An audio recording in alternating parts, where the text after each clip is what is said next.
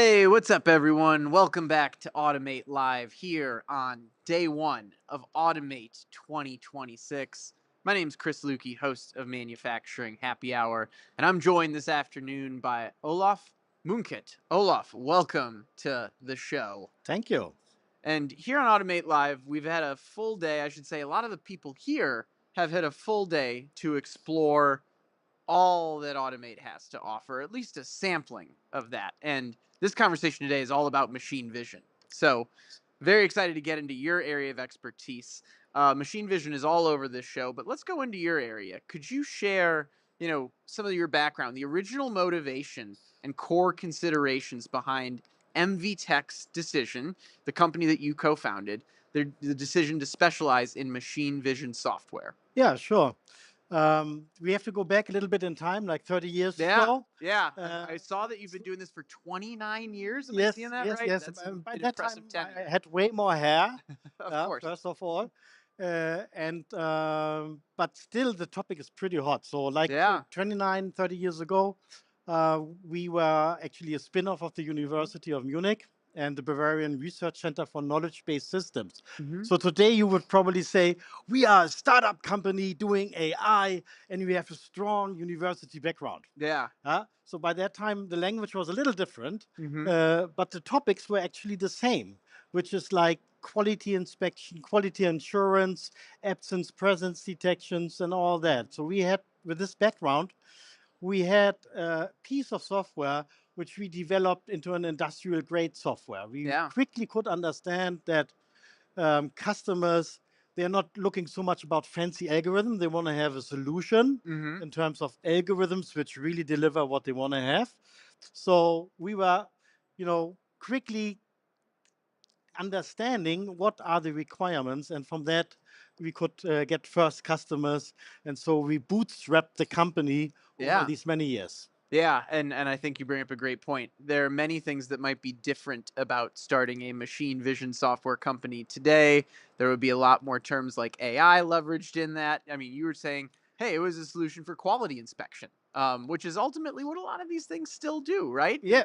We're going to get into some of the broader areas that you get into, but MVTech's machine vision software, Halcon, has been around, as we said, 29 years. What has allowed you to stay, not only competitive, but cutting edge to remain a leader in this market for nearly 3 decades?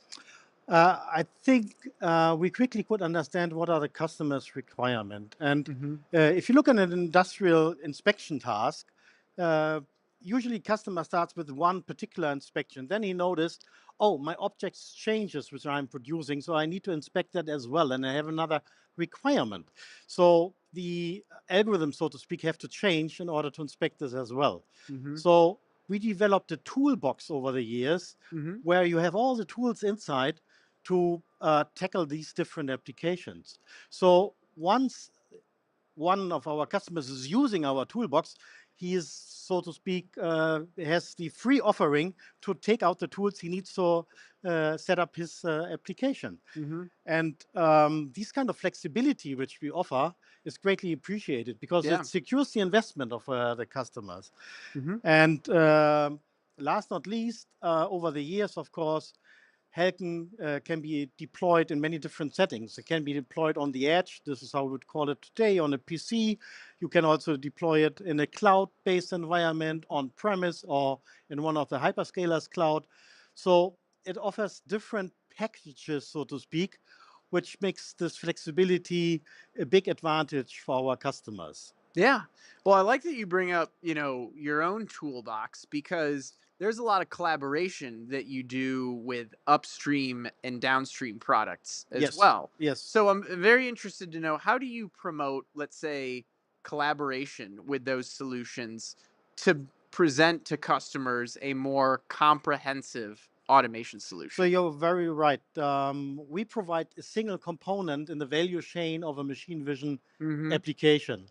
So Mhm. it starts off with the illumination, with the lens technology, with the camera, with the interface technology, and you end up in a PC or in a computing environment where you have the software. Mhm. So, and our software is sitting in that part, so to speak. So we live on the images which we get from along the value chain Yeah. inside the CPU, so to speak. Yeah. So in order to facilitate and ease the integration of these parts, we have set up a technology partner program Yep. many years ago already. This is today the largest technology partner program in the industry, in the machine vision industry, Mm-hmm. where we do have more than 60 companies where they do 2D cameras, 3D cameras, or 3D sensors, illumination, also PLCs. So it's all about making the integration of the different components into an application as easy as possible for our customers. Yeah.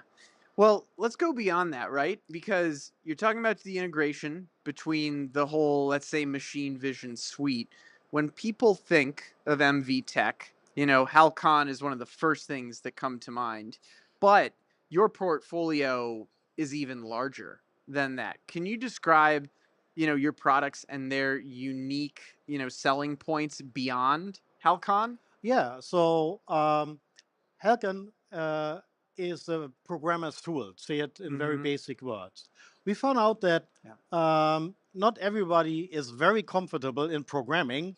There are so many engineers out there which are very comfortable with configuring.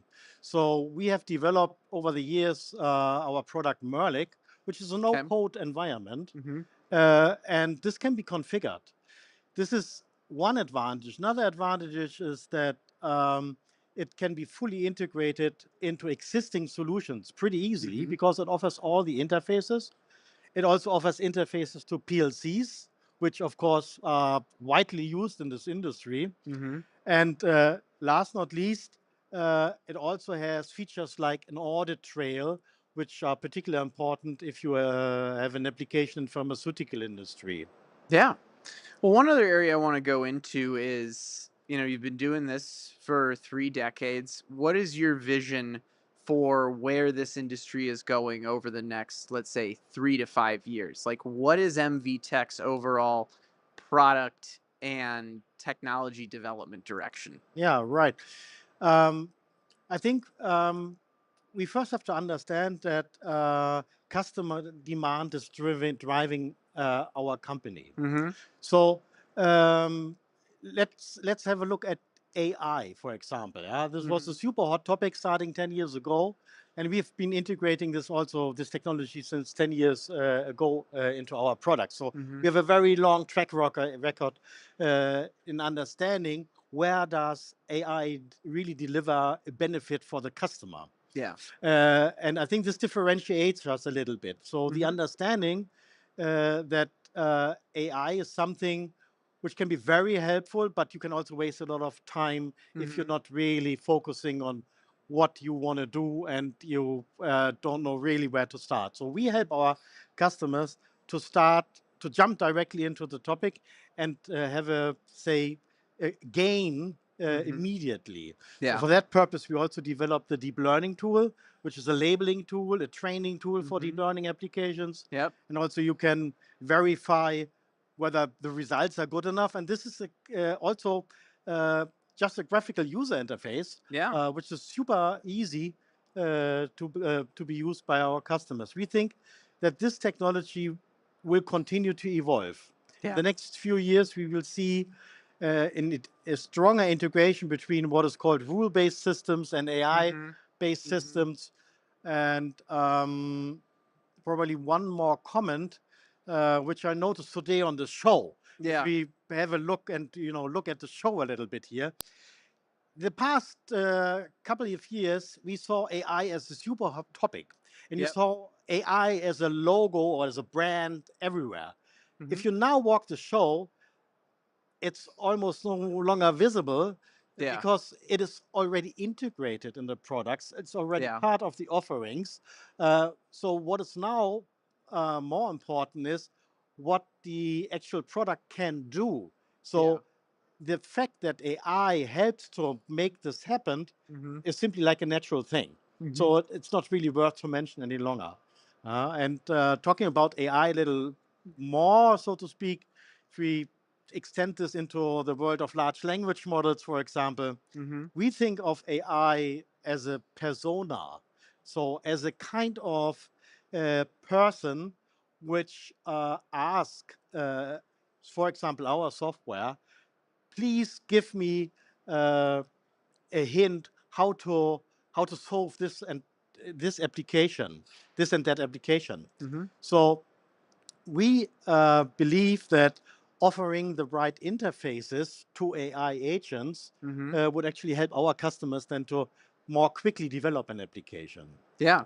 Well, you're certainly, on the cutting edge. You were talking earlier about no code applications. We got into the areas you're focused around AI in that most recent part of the conversation. As we go a bit further, wrapping up this discussion, I've got two more quick questions for you. What is your strategy for serving the US market in particular, right? We're here in Chicago right now.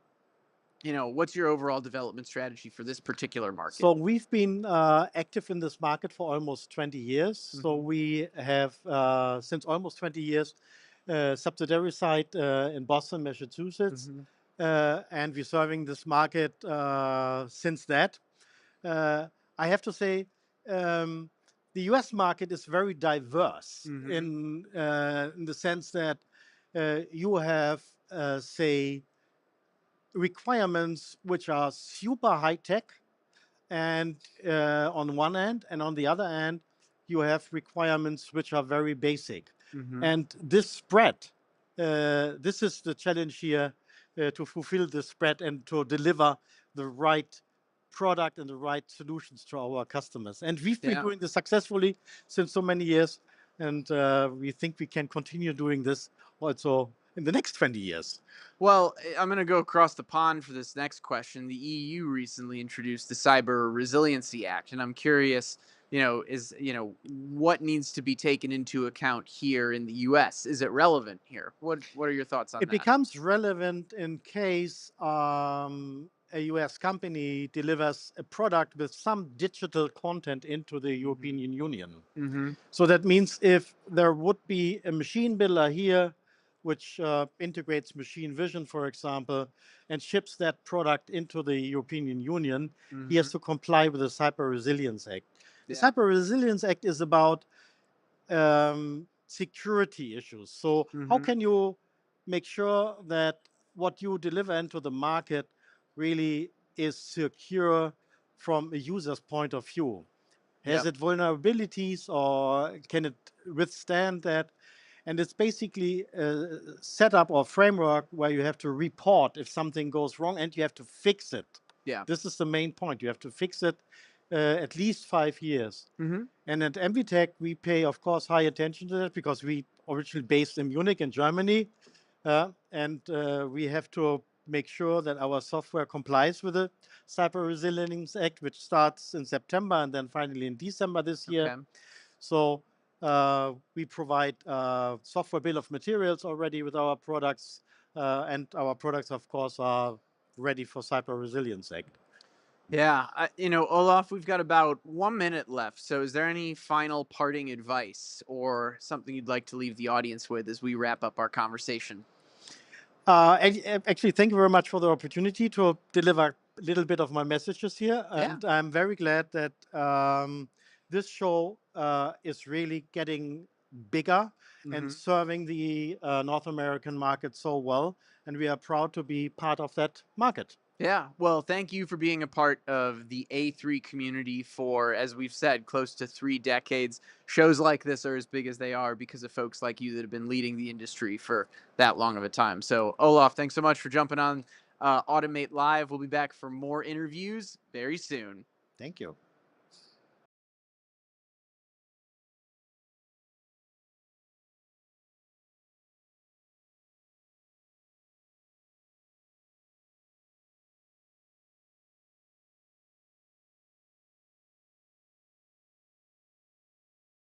Well, just give me the standard startup intro. Who are you? What do you do? Why are you here? Yeah, absolutely. So I'm Tyler Bouchard, CEO and co-founder of Flexbotics. We've built an autonomous manufacturing platform. I can give you a quick rundown of a little bit of our story and why we're here, why we built what we've built, and maybe a little bit on what we're looking to build as well. All of the above. Yeah, absolutely. So Myself, engineer by trade, went to, if you know the Boston area, a school called Worcester Polytech. So it's right outside of Boston. So got my mechanical engineering degree there. That's where I met our co-founder as well. So there's two Tylers, Tyler Medelsky and myself. So as we met at undergrad, and we both went off into industrial automation and manufacturing space. So a little bit different angles and perspectives though. So myself, I went into more commercial roles. So I went right into sales, and I worked with companies like Cognex, did a short stint at Mitsubishi Electric, and then also Novanta. So I got a really good perspective of the complex buying processes of manufacturers, the various stakeholders within the manufacturing process, buying process. The business side of things. Yeah, much more the business side of it, and then got a really good lay of the land of the industrial automation space in general, who the players are, where the technology was at, and all of those details. I also sold into the motion control assembly aspect of the business directly with robotic OEMs. So that really helped me get in depth and understanding of all of the different robotic OEMs that were in the space as well.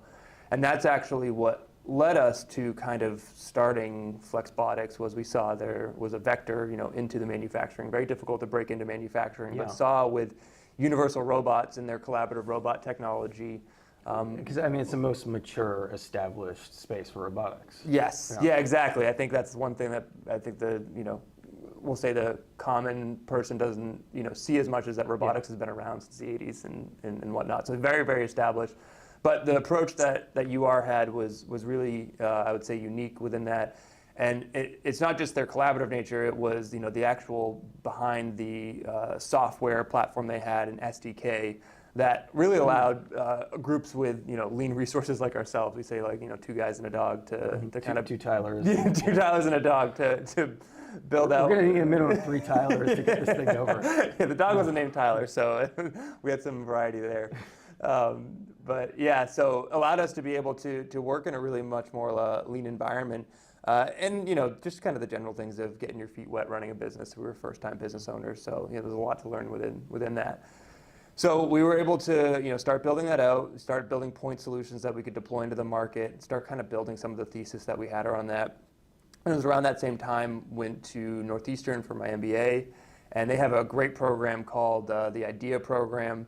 It was, it is what it is. It was basically we took our idea and kind of manifested it more into a full business plan, and then they provided basically non-equity binding grants. So it's kind of like an incubator? Yeah, it's like an incubator. It was kind of the reason why I went to do my MBA at Northeastern. That's what stood out to me within that program.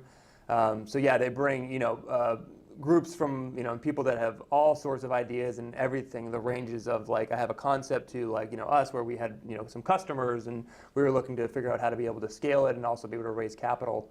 And they helped with all of that and put some money into the business, and then actually helped us find our first investors as well. So I like to say it's money very well spent. I don't mind paying off those loans to this day. So that's how we kind of started getting things rolling on a little bit more the commercial side. And I like to talk about Tyler's experience too as well, because I think it's really instrumental in what we did. And he worked at a company, Waters Corporation, so the liquid chromatography, so for anybody who doesn't know what that is, it's a very kind of complex machine to be able to separate particles at, I wouldn't say an atomic level, but pretty close. So very high precision manufacturing, and he helped lead their test automation division. So he was deploying automation globally, so domestically within the US, but also in Europe and Southeast Asia. And so he got a lot of experience for deploying automation, dozens of these types of deployments, as well as managing thousands of these pieces of test equipment that was on Waters base. Like integration? Yeah, it was basically integration, and then figuring out ways how they could be able to standardize their automation deployments, operation, and maintenance of that. It's interesting. So you both have that experience beyond, because usually when I talk to founders with that robotics background, it is just the engineering background, and you both have that business side background. Yeah, exactly. And I think it's really good because we both have perspectives at both levels. So, I focus more on commercial, he focused more on technical. But when you look at the inverse of it, we have really unique perspectives on that too. So it complements really well when we're,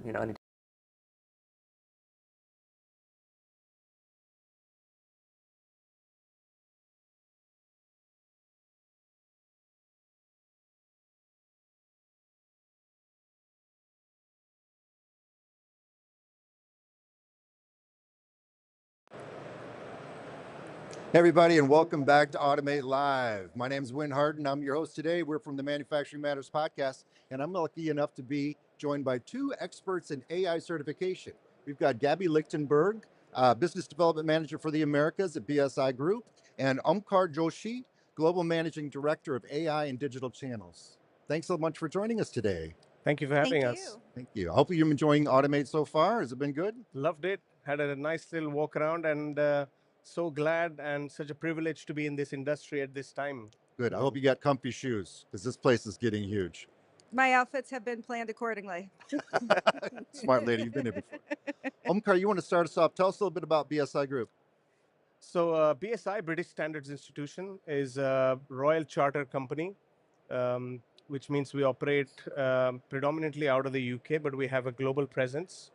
And we have been in the business of testing, inspection, certification for a very long time. In fact, this year we celebrate our 125th anniversary. So That's the cool thing about being a royal charter in the UK. Exactly, you know, absolutely. You got a long history. And that means over this course of over a century, BSI has been focused on addressing the world's most pressing problems. It started off with standardization of railways, but as of today, we focus on climate change. We're focused on several other issues like water scarcity. We're focused on and something which is really quite close to our hearts right now is trust in AI. This is an area where we believe companies are really struggling, and AI, if scaled responsibility, could be a force for good. But if it is out of control, it can create lots of problems for humanity. So BSI has set up a special business unit to focus on artificial intelligence and using AI governance, AI assurance as a way of addressing this issue with trust in AI. Okay, all right. So governance has been really in the news lately with the Fable 5 change, some of the US policies that have been going on there. Yeah. Talk to us about why governance is so important for AI and what it means to everyone, and not just in the industrial space, because you guys are working way beyond just the manufacturing sector, but everything you're doing is directly related to safety and other critical points. So why is governance key? Speaking of AI, Yes, sir. in particular, we see that AI is developing rapidly, and companies are adopting it at pace, which means quite often they cut corners. Quite often they are just trying to get a product out, and governance becomes a bit of an afterthought. Yeah. That's where you see some of the high-profile cases that come out, whether it be some company offering a car for $1 or through a chatbot, or a chatbot that goes rogue and starts abusing its users, or even worse, nudification and image modification that is unethical. So we see governance as core to any new offering. AI is no exception to that. AI has taken the world by storm, but we strongly believe that governance is what potentially will make AI a force for good in the long term. Anything to add, Gabby? Absolutely. To add on to what Omkar was saying, AI is one of the most powerful tools that's been invented by man, and we have an opportunity to harness the good while mitigating the risk. Right. And utilizing governance is a way of being a advantage for businesses to demonstrate trustworthy, ethical AI usage that is able to amplify responsible innovation and drive innovation. Governance doesn't have to be a roadblock. It can actually be a competitive That's exactly what I was going to advantage. ask. So it can be an advantage. Can you go a little bit more into that? Like is it basically about removing barriers that might slow the development? We could have a catastrophic failure in the event if it was hardware. That's what we'd be thinking about. But how does governance and innovation, how do they go hand in hand? So the way that I feel that governance and innovation go hand in hand is because when you know of what is working and you know of what doesn't work, then you can lean into your strengths and evolve and develop. But also what it's doing is that it's creating cross-functional department communications Yeah. and having an understanding of where they're at, what's excelling, how it's excelling, and how it can then other departments can add on to it. Yeah. But more importantly, again, when you know what is working and what isn't working, then you're able to harness in on the capabilities and the power of doing so. In fact, many of the organizations that are successfully implementing AI within their infrastructure, it's because they have governance. They have use cases Right. where they know how they want to use AI. They know what type of amplifications AI can implement within that use of it. Right. And then they know of what other departments are doing that work. Right. So one, it creates more cross collaboration and communication. It allows organizations to lean into their strengths, but also it's a way of creating more resilience for cybersecurity frameworks Right. if you have that human oversight. But more importantly, when you're aware of the risks, when you're aware of the biases, then you can avoid it. But if something were to happen, you have a plan in action Right. that can then mitigate some of the disruption to continuity of your business. You know, it seems like it would be even more critical in the AI environment because determinism is difficult to gauge and to quantify, you know, using an AI model. I know that's one of the things that a lot of the industry has been very much focused on. How do I safety certify, you know, physical AI applications? So that's been a challenge. So is governance consistent around the world in the countries? I mean, and how do we approach that? And maybe we could talk a little bit about the IEC ISO 42001. Sure. It's a great question. Okay. And the simple answer is it's not consistent and it's very complex. So this is an area which no. we often discuss with our clients, our partners. We go into a lot of detail. How AI has evolved over time means that governments across the world have approached it in a different manner, and they've all come up with their own ways of regulating and putting some governance around it in their countries. For example, in the EU, we have the EU AI Act. So any company that wants to place products in the European single market has to comply by the rules that are set by the EU AI Act. And that there's a risk-based governance framework that they've put in place, which means certain AI applications are not acceptable. They will not be allowed to be placed into the European market, whereas some of the others have risk classifications, high, medium, low, and based on the risk classification that a particular AI application falls under, you have to follow certain rules. So this is the case of Europe, where we have a very clear set of guidelines which are backed by a law. Right. But if you look a bit more widely, in India, for example, we have the AI guidelines. In China, there are governance guidelines. And of course, the US here, we've made it even more complicated by a federal government wanting to deregulate AI, but state governments wanting to regulate it Right. and create state level laws. So it's a complex topic. It's very difficult to comprehend. However, certain geographies like the EU have made some more progress here. One of the things to consider is that these regulations are typically looking for accountability, transparency, documentation, and human oversight of your AI management system. Right. They want to know that you are overseeing the AI outcomes, That's the ensuring 42001 Still ISO keeping a IC little bit human in the 42001 loop that to a you, certain yeah. extent. In that. absolutely. Gotcha. That's the benefit of 42001. Right. And it takes out some of the additional work and nuances of having to follow all of these different jurisdictions across different countries. And in the case of the US, every state has AI legislation on the docket.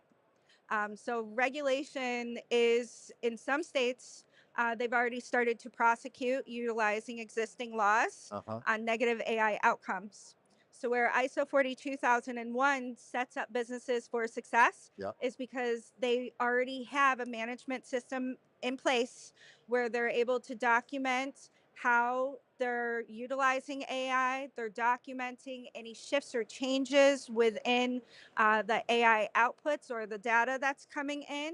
And so they already have a baseline structure that aligns with the various regulatory jurisdictions across the globe and across the US. Are there other standards in addition to 42001 that folks need to be aware of? I think it's important to note that AI is a bit like an onion. It has multiple layers.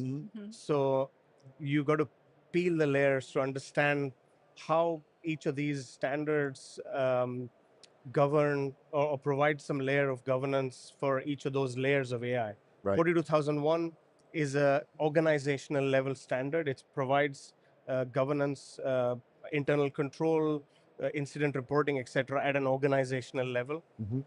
Then we have other frameworks like the NIST risk management framework, which is a very popular framework in the US that provides organizational. I was wondering if you guys work tightly with NIST. Actually. Yeah, we do actually. Yes, we're doing a lot of work on the NIST standards as well. But that provides organizational as well as product-layered AI governance. Similarly, we have a new standard in development in the European standardization system, which is the ISO 18286. That is a quality management system standard for AI. That is again a product-level standard. And then you can go even further into algorithmic assessments or agentic AI, the latest craze. I was just going to ask if 42001 had added an agentic component to it, or if we have to look other places. I think you go to 42K is much more at a higher organizational level. Right. And then you have other developing standards, emerging standards that could potentially give us more assurance as you go further, deeper into the layers of AI. So anything you want to add on that, Gabby? He hit all the marks. He nailed it. So ultimately, where does the responsibility lie?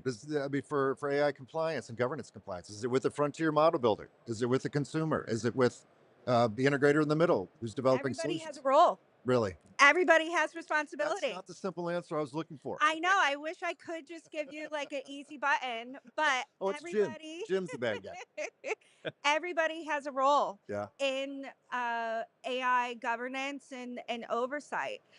So prime example, an AI user, or say that's their role, it is their data, their prompts that are training the algorithm and the outputs and how it's being utilized within their organization. So it's because of their usage that has an impact on the outcomes of the AI outputs. So they have an onus and responsibility to make sure that they are mitigating any bias in their data sets, ensuring that they're utilizing democratized data, but also being aware of how they're using AI, what's its intended purpose, and the prompts that then surround it, and what type of private information are they avoiding using within AI? Right. Because that can then be accessed by individuals that you may not want to have access to. So that's the responsibility of a user.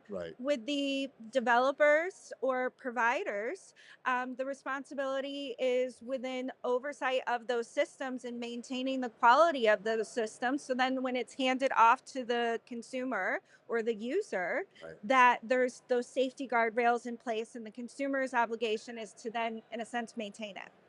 And really, that makes sense, right? I mean, if we're talking about jailbreaking of a frontier level model, that's their area. But when it comes to a particular company's consumer data or their client data, obviously, the model developer and the original has no insights on that, right? So there is a part for everyone to play, and I think that's the only way. It's the same thing in any safety environment, any other mission critical solution set or environment. So it makes sense, really. Absolutely. Safety never takes a holiday. Okay, last question. This is a big one. All right.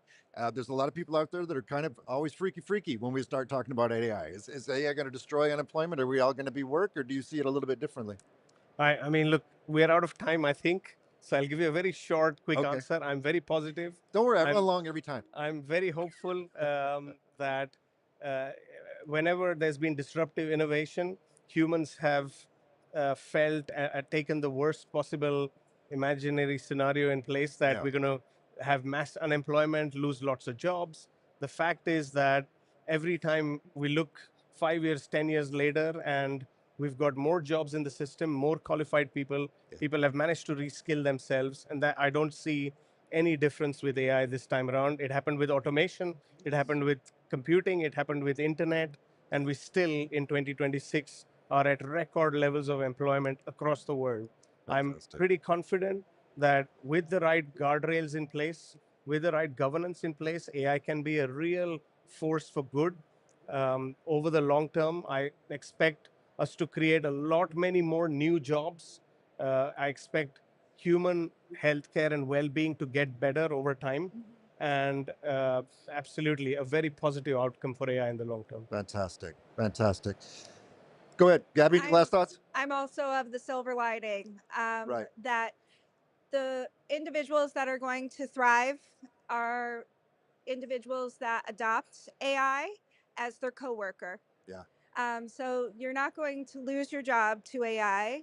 If you were to lose your job to AI, it's because of the human that learned how to use AI better than you did Excellent point. to leverage their productivity and efficiency within their work. Awesome. So I'm of the component of lean into AI, lean into innovation, but do it responsibly.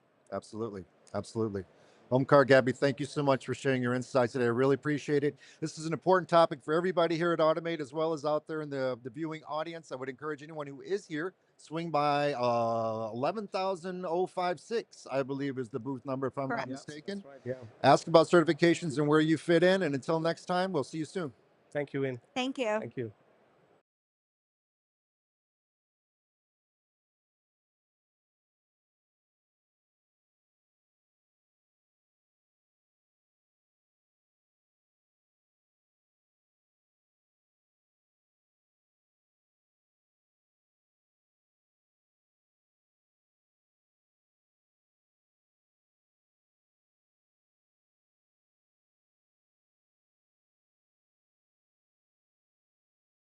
The customer really wants to be able to like call up somebody and be like, hey, give me a robot to do this job, or they want to ideally be able to go to a website and click buy now, right? And we realized that the market of traditional automation and systems integrators today, we think, is many orders of magnitude smaller than the market that will exist of true robot companies that are selling directly to the people who do that work.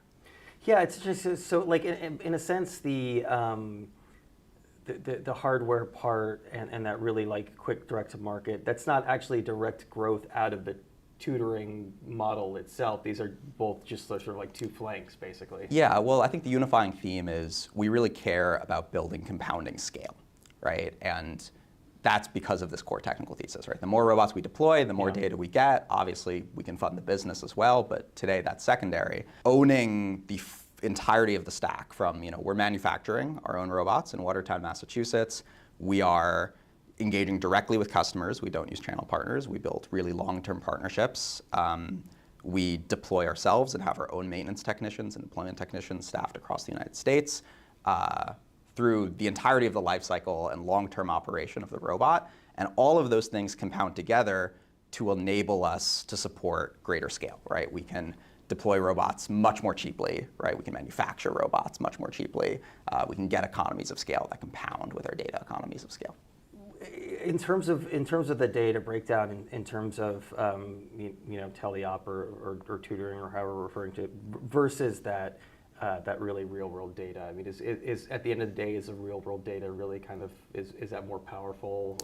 Yeah, basically all of Tutor's attention is really focused on enabling real world data, right? How do we unlock a robot in the field? Like get the flywheel going. Exactly, right? And that's also, I think, a pretty differentiated bet for us.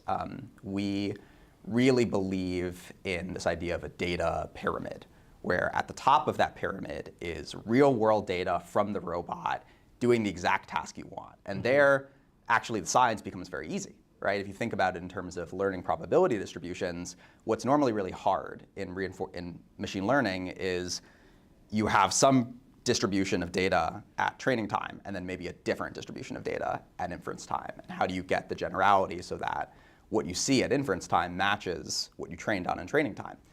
If you are only focused on that very top of the pyramid, which is real world data on the robot doing the thing, the distributions are going to match perfectly. And so the learning problem becomes a lot easier, even with relatively little data. And I say relatively little data in that, Tutor has many orders of magnitude more robot data than anybody else. But if you compare in the grand scheme of things to like the amount of data OpenAI has or Anthropic has or Google has, we are still many, many, many orders of magnitude away from where.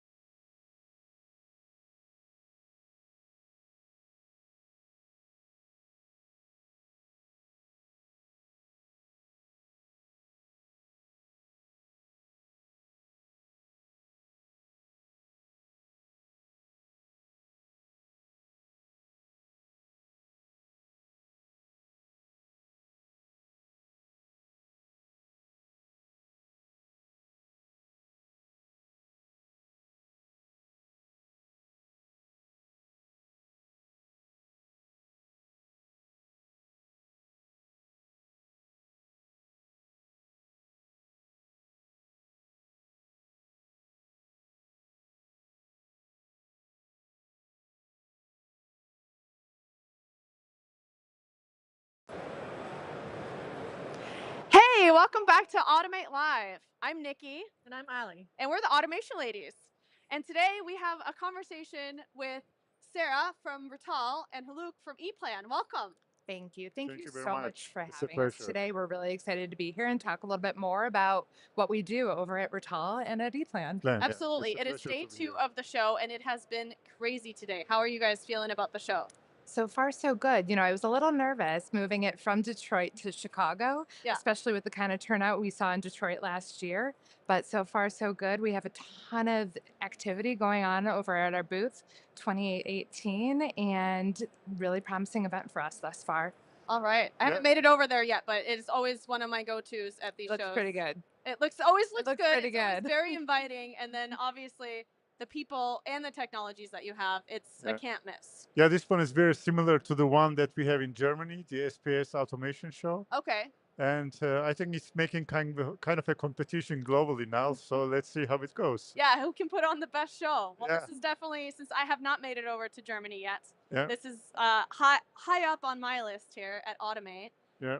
So I guess I'll start with, for those that don't know you guys and don't know your companies, can you introduce yourselves and tell us a little bit about ePlan and Rittal for somebody that has no idea who you guys are? Sure, absolutely. So my name is Sarah Groden. I'm the Vice President of Sales for Rittal LLC, which is our North American subsidiary. Rittal is a global leading enclosure manufacturer. And in addition to industrial controls, enclosures, we also manufacture a plethora of air conditioning units, climate control. We have extensive IT application support and some really interesting bus bar applications. All right. And Haluk, you want to tell us a bit about you and ePlan and how that fits together? Yeah, Haluk Menderes. I'm now 15 years by ePlan, so it fits very well, I assume. So ePlan is, together with Rittal, we really support ecosystem of industrial automation with software, hardware, and automation systems. From ePlan point of view, we deliver the software part, and we make sure that it's not only good and the best for the electrical engineering, but meanwhile, we concentrate us on the total business of the customers and the industry, really from the sales cycle up to the engineering, then manufacturing, having the right systems, right hardware, to automation and the manufacturing, but also service and maintenance. So it's a whole process, whole kind of a value chain of the customer that Rittal and ePlan together provide the right solutions, and also with partners, by the way, not alone. Yeah, big partner ecosystem. You guys have a data portal of all kinds of parts of anything that the engineer needs to make their designs, right? So the value chain is something I hear from you guys quite a bit, and I guess that's kind of taking that one piece and moving it up and downstream, which when you think manufacturing is very, very logical. So Allie and I have both gotten a chance to see your facility in Houston. Oh, excellent. Which has quite a bit of production capability and stuff like that. Yes, Rittal as well as ePlan in general. Anytime we approach a problem, our goal is to always come up with a solution that will make our customers' lives easier. So when you look at the product offering from either Rittal or ePlan, in addition to our Rittal automation systems, we're trying to identify a known issue in that panel build space and offer something that is just going to make things a little bit more efficient, a little bit more scalable, a little bit easier. All right, so out of the two of us, the only person that's actually designed and built panels, Allie over here. So I'll let her take the mic here for a sec. So in the life cycle of control panels, what are some of the biggest inefficiencies you see today? Luke, you want to start with that one? Yeah, I can start with that. But first of all, you mentioned data, which is very interesting. And it's not only the data portal, it's only a part of the game. We together provide the data that really goes along through the value chain of the customer from all process. I mean, the data needs to be consistent without any media breaks. That supports not only the engineering, not only production, but the one thing that we really are unique is the systems itself, its hardware, software, and the automation is the best in class and the best probably in the market. But however, the connection also with the partners provided with the data.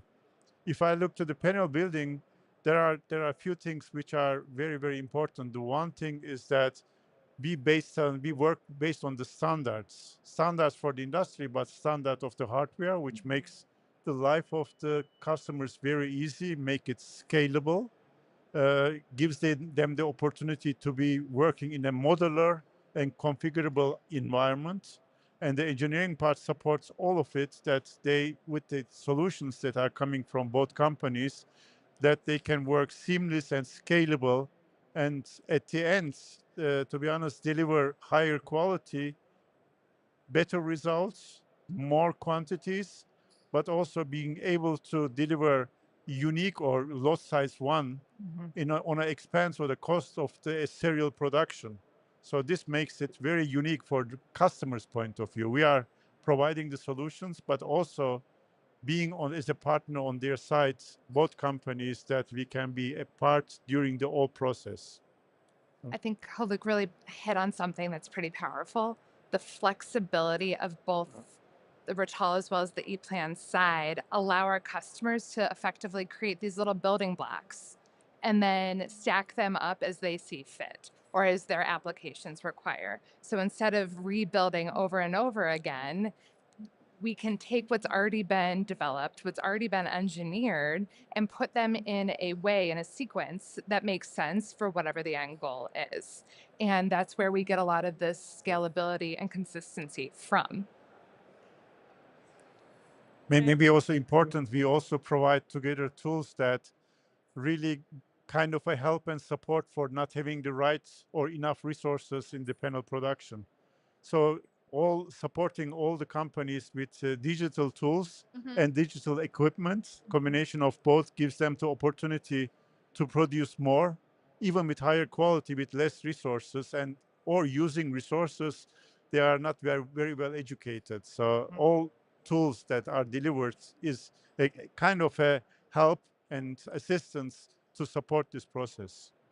Yeah, labor shortage, I think, is affecting everybody from machine builders, panel builders, end users. I mean, just getting quality skilled labor into these jobs. So I think a big part of what I see, AI and all these technologies is not replacing the people, but maybe lowering the threshold of being able to do a good job. Exactly. Giving more consistency. I think studies have shown that AI actually gives people that have less skill a lot more lift in a particular area than if you equip somebody that's very expert already, like with these tools.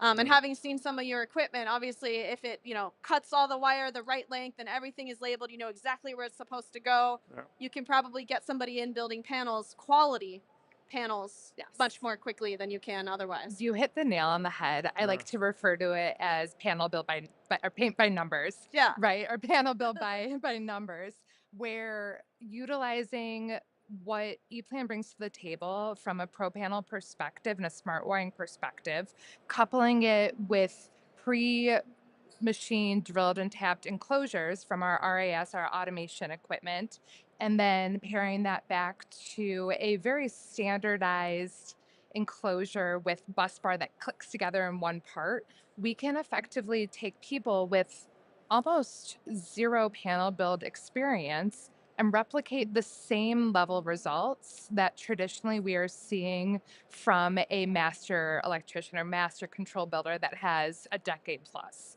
in the environment. So that total start to finish system is really doing a lot of lift, similar to what AI is doing, and taking people virtually in no experience and producing a very high quality result very, very quickly.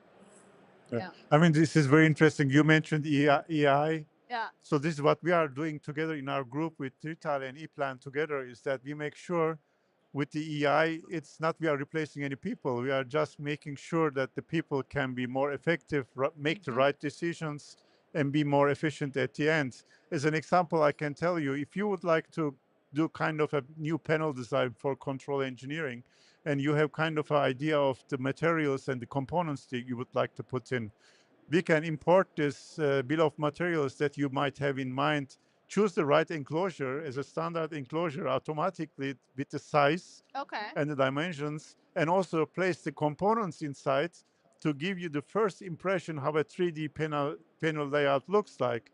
Of course, then you can use this in your proposal process to get more orders because you have more quality. And then once you get to order, you have everything in place to go from this, pre-engineered system to a detailed engineered system, and afterwards choose all the components what you require outside Rittal. But also from Rittal, we choose the right climatization, we choose the right powering system, and everything is very well done and fits to each other. So this makes it very easy to create kind of a component or a solution for automation in a very easy way without having the highest knowledge. And if you go to the next step and put all your rules and knowledge of your company also into the Copilot environment that we have, which we want to go, of course, from Copilot to pilot, then you are even more, then you also capture your knowledge, what you build up over the last maybe decades in your company, and put into the same environment only for yourself at that case. Yeah.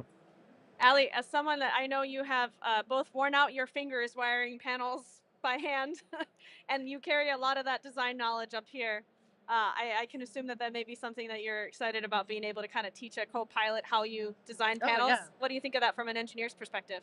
I think it would definitely cut down on time. Yeah. And that's a great point about the proposals, because a lot of companies, I mean, you have to put a lot of money and time into creating a proposal, a quality proposal, and then you may not get the job. So it's a big cost center in some cases. But I think, if you can cut down that time and then get a higher quality proposal out there, you probably win a lot more jobs. Yeah, Sorry, you're fine. You win a lot more jobs, but you also are protecting your bottom line too. Yeah. You're not misquoting things. Yeah. Either way too high where you're losing opportunities, or way too low. And then with supply chains being what they are, lead times, I mean, it's really important to get it right the first time, get everything right on order. So unfortunately, we're almost out of time here. I feel like I could talk about this topic for the next 2 hours. Yeah. But it sounds like anybody that's interested in this or is doing this or hasn't seen the latest in the Rittal ePlan solution should come by the booth. Yeah. You can see, do you guys have machines in there? No, we don't have machines, but we do have a lot of our software offering. We have our new Reline X bus bar product, as well as some of our enclosure offerings in climate control that you can come check out. We're even doing a little bit of a contest to see who can put together our new bus bar system faster than our expert staff on team. Okay. So come by, see if you can score a high score. We're in booth 2818. Alrighty. Thank you guys so much for joining us. Stay tuned. Come back for more Automate Live. Thank you. Thank you. Thank you so much.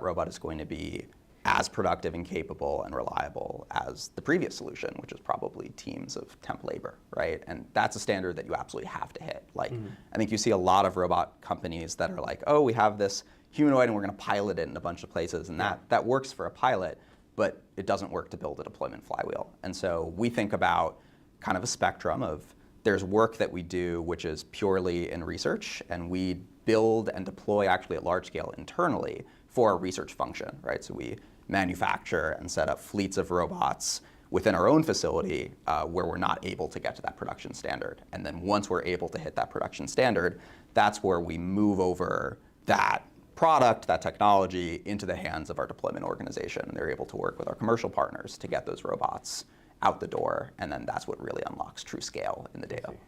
Yeah, and I understand what you were saying as far as the hardware decision, as far as integration goes. But like obviously, hardware is hard, and there are a lot of off-the-shelf industrial solutions out there.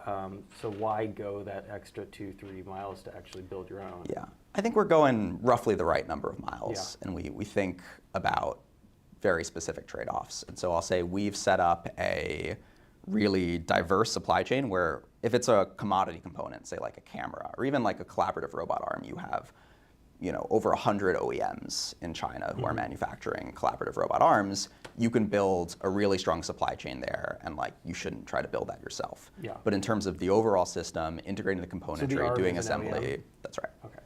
Yeah, but sorry, I interrupted you. No, you're on the right track. It's, we think very intentionally about where can we get scale from, and sometimes that's internally building that scale, right? And so I think, probably manufacture, we're probably one of the largest manufacturers of robot systems in the United States, but that's very small, again, because the United States is very small, and if you're like, okay, just robot OEM componentry, like cameras and arms, it's like, no, we're not gonna win on that scale, and so we wanna partner with people who do. Yeah, I'm curious what it's like, because obviously, like these days, I'm talking to a lot of physical AI companies. I'm talking to, as I said, a lot of like humanoid companies.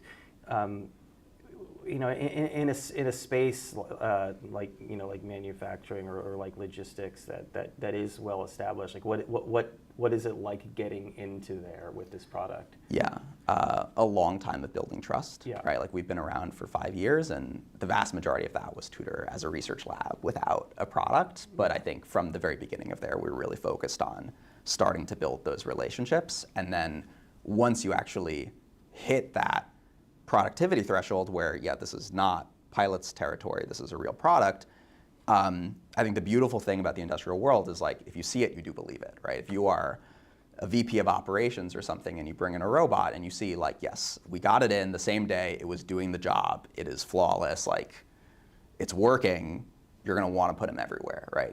There's the common sense to be like, I can see it, I can understand it, let's go scale it.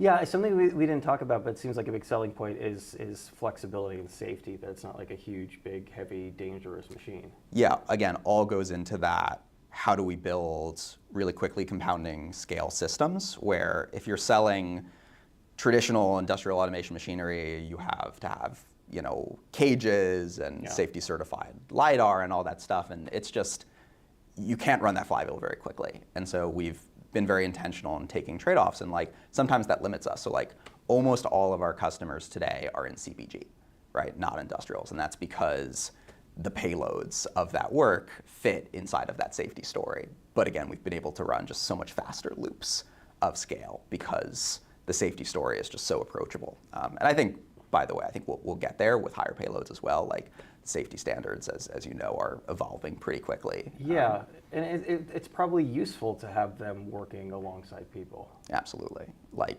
robots can't do all of the jobs on day one, right? If we're strategic about putting robots into the world, that means having them working in very close partnership with floor associates. Cool. Well, thank you so much for taking the time. Thank you.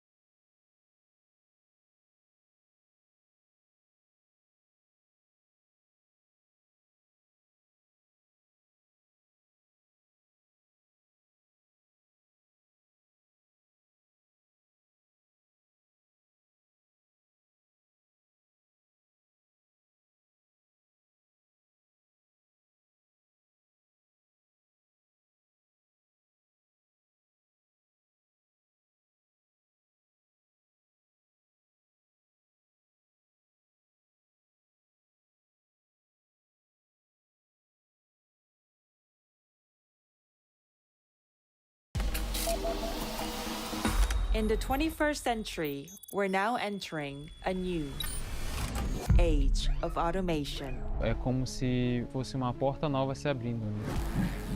These kids, with their passion and the skills that they're learning, I think are going to have limitless opportunities in the future. I want to keep growing in this field of robotics. I'm so interested in it. We're just entering the age of AI accessibility.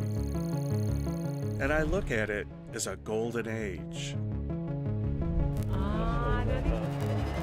Being able to do something that you have been told by numerous people was never going to happen. With this automation, patients are getting the help that they need sooner. For the patients, that means hope. What does hope mean to you? Everything.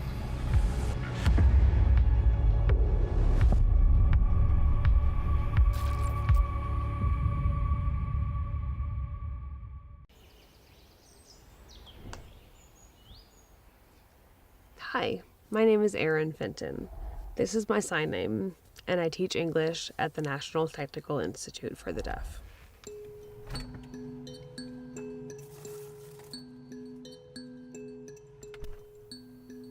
CODA, C-O-D-A, stands for Child of Deaf Adults. That means that I'm a CODA because my father is deaf. I obviously speak English, but ASL was my primary language well before I started speaking. I remember when I was school age and was entering kindergarten, I was under the assumption that every family was like mine. I thought that all moms could hear and all dads were deaf. And then I very quickly realized that that was not actually the case. I remember my father telling me stories when I was a kid. I would sit on his lap backwards, he would have a book facing me, and he would read it to me in ASL. I'm really proud to be a CODA and to be able to invest back in the deaf community that raised me.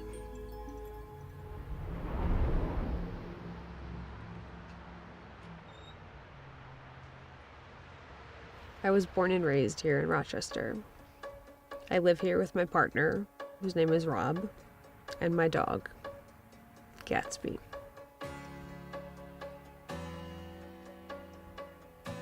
Often people don't realize that American Sign Language is not just a manual version of English. It has its own grammar, its own structure, its own specific word order. It's an entirely different language as compared to English. Language deprivation is a serious challenge that the deaf community faces.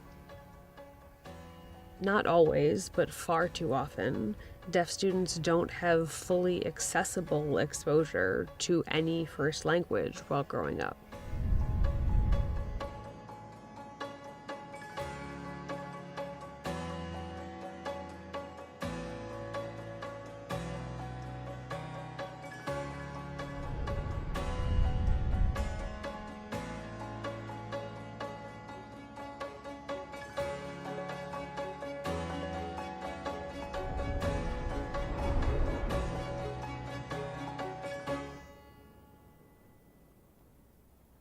As an English teacher at a deaf school, I assess my students' language skills and their reading and writing in English. With NTID and Google, we've developed a new app that's called Grammar Laboratory. We call it Grammar Lab for short. I'm leading this project. This content is my original content that I've been developing as a teacher over many years. And now, to be able to transform this with AI into an app makes it so much more powerful and impactful. Hello, my name is Sam Sipa. I am a lead AI Accessibility Research Program Manager at Google.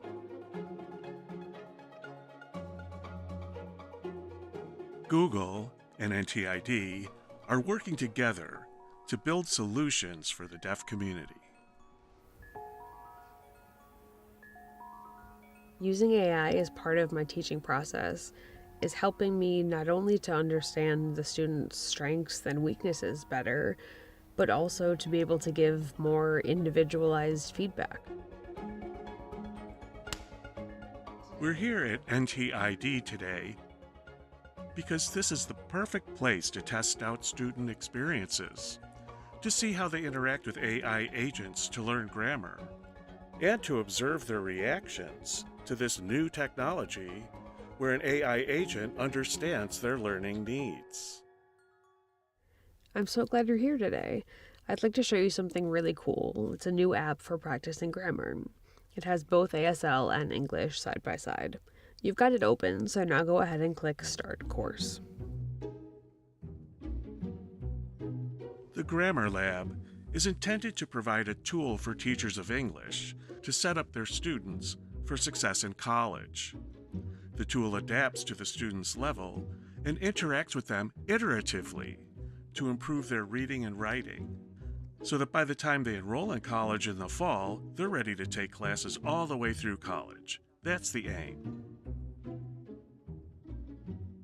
The AI agent is basically having a conversation with the student, asking questions, getting clarification, allowing the student to probe deeply for more information in a way that truly empowers them.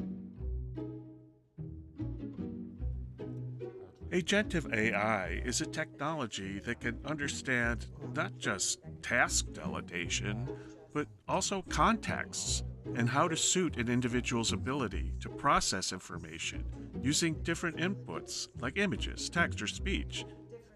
It's truly amazing.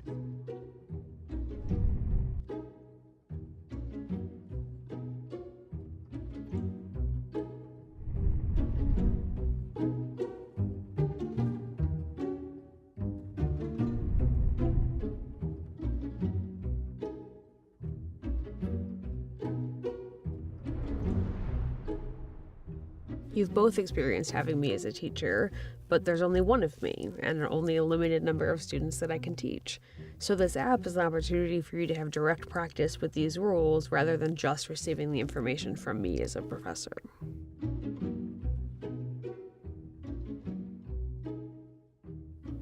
Yeah, you got the right answer. Nice. Now keep going. And see, there's the explanation of why that was the right answer. I thought it was really impressive. And it's nice because it's like having a conversation. I can ask the AI like what a particular word means, for example, and it gives me a customized answer. It wasn't just strictly yes or no. It really helped me understand the complexities in the grammar. If I don't understand something, I can click a video and see that in ASL. And if it's wrong, it's okay. It takes time. You can try again, get a hint. And that repetition is really helpful in acquiring the language. Is that right? Technology like this really could give the students a lot more independence, a lot more ability to interact and engage with the world in writing and to improve. This is not a replacement for human instructors, teachers, or tutors. It's a tool to support a student's needs and enable a teacher to accommodate those needs to obtain their learning objectives. That's the aim.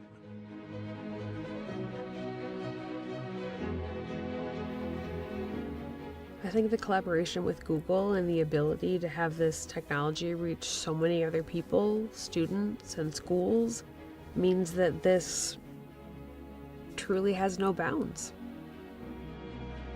AI is not perfect and still requires human oversight to make sure the technology runs as intended. We're just entering the age of AI accessibility. And I look at it as a golden age. There's a very exciting future ahead of us, full of possibilities, with the emergence of new tools that can help enrich the quality of life for everybody.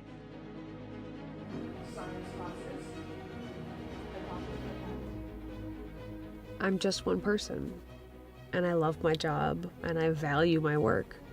So this can become that piece of me that can be everywhere all at once and really impact the lives of so many people all over. My hope for the future of this is limitless.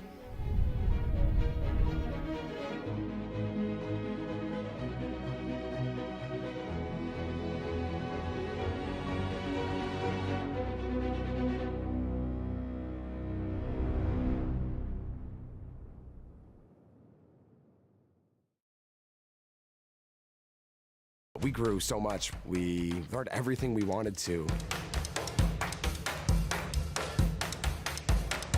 This is a robotics competition. It's worlds qualifying. It has international repercussions. Tyler, balls do not matter. Control zones matter. I think that a lot of people are looking at robotics in the wrong perspective. There's just a huge skills gap. We hope that as you advance your careers, that you'll look at some of our member companies and our organization. Education is extremely important to A3. That next generation, that's always going to be our next thing in line.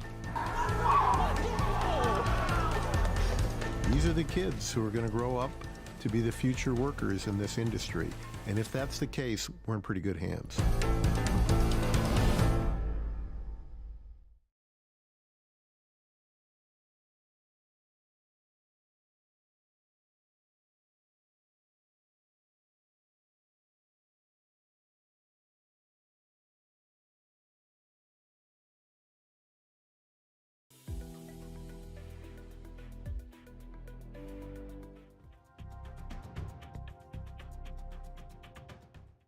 It is a big problem. However, the vision of the company eventually is kind of to build the first operating system for facade. Obviously, when you look at window cleaning alone, it's a huge problem with a huge demand. And while we're adding all of these areas, we are not adding people willing to do this job. It's a very dangerous and complex job. There is a huge demand for that. So the cleaning obviously is kind of the first thing that we're doing. But from day one, it was very important for us to do more than just cleaning the facade. Dogen Osar, co-founder and CEO of Robotics. We're building a robotic platform for building exterior. Cleaning is kind of our wedge or the Trojan horse to get into the building. And while we're doing the cleaning, we're actually collecting data. We're building kind of a visual map of the building exterior, which is kind of the biggest blind spot today for building owners or for building operators. And we're giving them some kind of a very unique operating system. We started the company 5 years ago, but the journey started 40 years before. I was born in Himeji, a city famous for its World Heritage listed castle. I went to high school there, gazing at Himeji Castle every day. My first encounter with robot was of course Astro Boy. It was also through Astro Boy that I first learned about Asimov's 3 laws of robotics. Even as a child, I unconsciously picked up many important ideas from Astro Boy, such as how robots and humans can coexist. Before joining JADA, I worked at MITI, METI, and their affiliated agencies, where I was transferred to different departments roughly every 2 years and was involved in work in various fields. I have gained a truly wide range of experience, including the establishment of a rare metal stockpiling system, the development of a wastewater recycling system, the development of high-temperature superconducting materials, the enactment of the Product Liability Act, the development of a security trade control system, the promotion of the space industry, support for small and medium-sized enterprises and startup, industry, academia, government collaboration, and the revitalization of regional economies and industries. There are many memorable moments, but one that really stands out is when we launched the development project for the Spaceflyer Unit, or SFU. The SFU is a reusable satellite designed to conduct experiments and astronomical observations using the microgravity environment of space. The plan was to launch it above the space shuttle, conduct experiments and observations, and manned in orbit for several months, then retrieve it via the space shuttle. We were negotiating with NASA to reuse the satellite multiple times by swapping out the experimental equipment. However, the Challenger disaster occurred in 1986, just as the project was getting underway, and the plan nearly fell through. We struggled to coordinate with the relevant government agencies. As a result, the launch was delayed and finally took place in March 1995 aboard a Japanese H-2 rocket. 10 months later, in January 1996, the satellite was recovered by astronauts Wakata aboard the Space Shuttle Endeavour. Subsequently, because the space shuttle was prioritized for the construction of the International Space Station, the plan to reuse this satellite was never realized. However, the satellite is currently on display at the National Museum of Nature and Science. At AIST, I was also involved in formulating the midterm plan under the leadership of President Hiroyuki Yoshikawa. Professor Yoshikawa was awarded the Japan Prize in 1997, along with Professor Engelberger. While working at Kochi Prefectural Government Office, I came across a project to reprint a book titled Kikuzui. Kikuzui is a design manual for mechanical puppets concepts that are relevant even to modern robots and was published in 1796. It is astonishing that such a mechanical design manual was published 230 years ago and was available to anyone. JALA's core activities include policy advocacy, the collection and analysis of industry statistics, the organization trade shows, and the promotion of international standardization.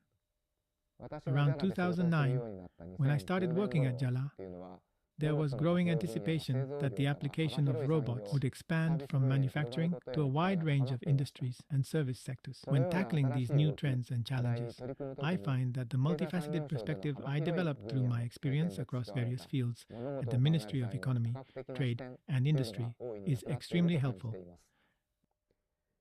JALA maintains close communication with policy authorities to support the formulation of national strategies and implementation of specific policies. Through these activities, the government's new robot strategy was formulated in 2015, marking the beginning of significant shifts in government robotic policy. the focus shifted from robotic-related measures centered on research and development projects to support measures aimed at expanding the range of applications for robots. JALA celebrated its 50th anniversary in 2022. To mark the occasion, we created a commemorative logo. We used the number 50 to depict a robot and the smiling human face, directly expressing the concept of coexistence between humans and robots. Additionally, by having both figures facing forward, we conveyed the idea that humans and robots are moving forward together in the same direction. We formulated a robot industry vision for 2050 as part of our commemorative initiatives. In that vision, we set forth the realization of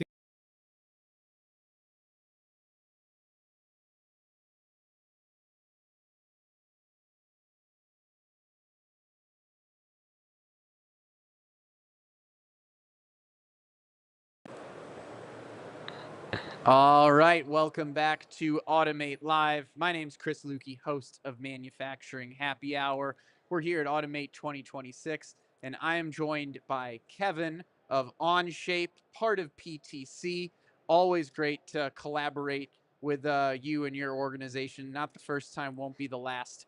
But we have some very specific topics to talk about today, related to the industrial space and automation.